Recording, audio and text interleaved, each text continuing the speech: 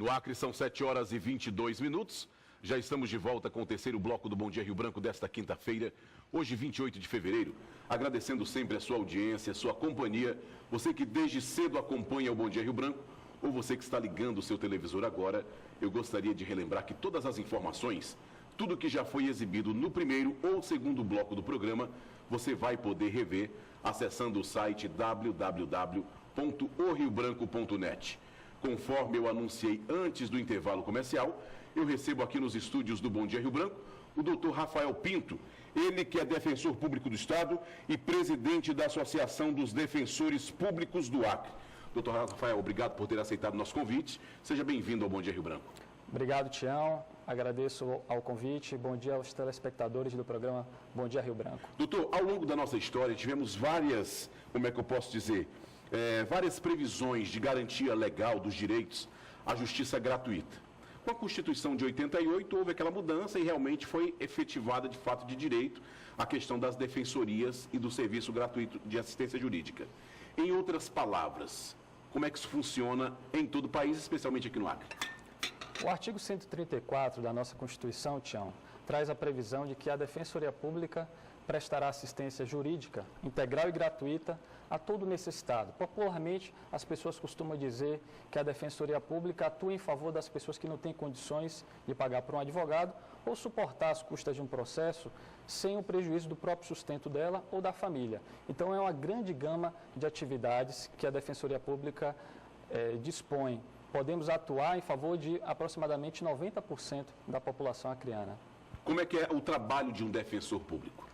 O defensor público, ele pode atuar em diversas esferas. Na esfera civil, esse âmbito é caracterizado por ações relacionadas à família. Muitas vezes, infelizmente, todos os dias comparecerão à Defensoria Pública, em regra, uma mãe segurando a filha pelos braços ou pela mão para contar que o pai não ajuda na assistência material da criança. Então, a pensão alimentícia acaba sendo o carro-chefe da Defensoria Pública e do Poder Judiciário em geral, considerando que a Defensoria Pública é o órgão que está mais presente na atuação do sistema de justiça.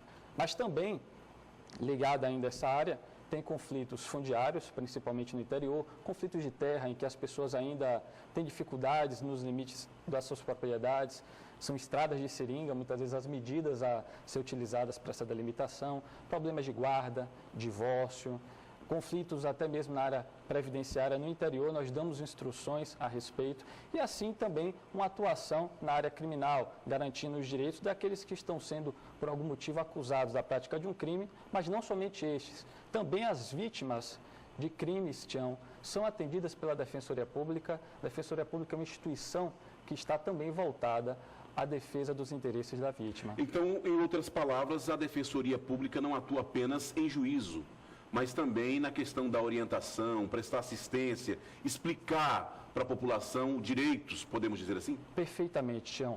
Faz parte da nossa missão constitucional, prioritariamente, cuidar da resolução dos conflitos no âmbito extrajudicial.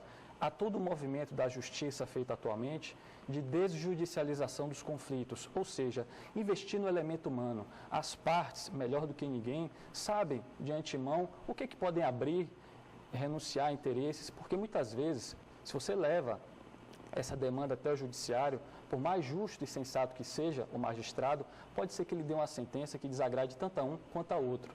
Então faz parte da missão da Defensoria Pública investir tempo na tentativa de resolução dos conflitos fora do âmbito do judiciário. Isso gera não só pacificação social, mas também economia para o erário público.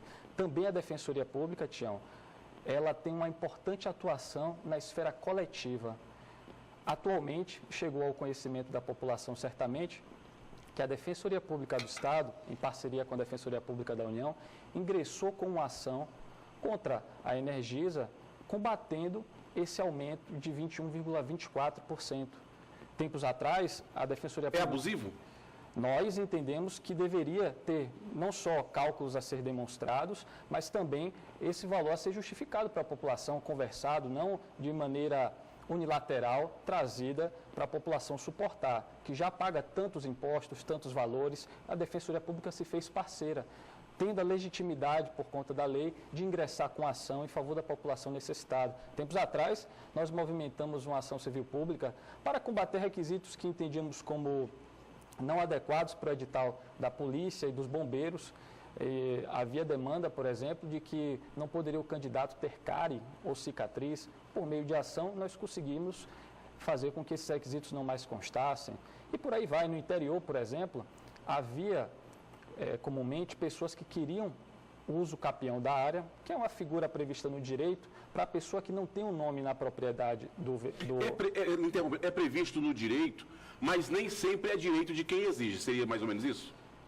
Infelizmente, isso acontece, porque essa situação, por exemplo, do uso capião, a pessoa teria por direito conseguir o seu nome na matrícula do imóvel após o decurso de um certo tempo. Às vezes, a figura do posseiro, que está há 40 anos em uma terra, trabalhando nela como se dono fosse, se via impedido, Tião, porque a lei exigia que um memorial descritivo fosse feito por um técnico agrimensor ou por outro profissional. Ora, o pobre, ele não tem dinheiro para pagar por isso. Como é que a lei traz um entrave como esse e ele não conseguiria acesso? A Defensoria Pública, portanto, ingressou com ação para fazer com que o Estado e o município suportassem o valor desses documentos para que essa pessoa necessitada, então, tivesse verdadeiramente acesso à justiça. O senhor, como presidente da Associação dos Defensores do Estado, a Defensoria Pública está presente nos 22 municípios acreanos? Infelizmente não, Tião. Atualmente, dentre os 22, estamos atuando em caráter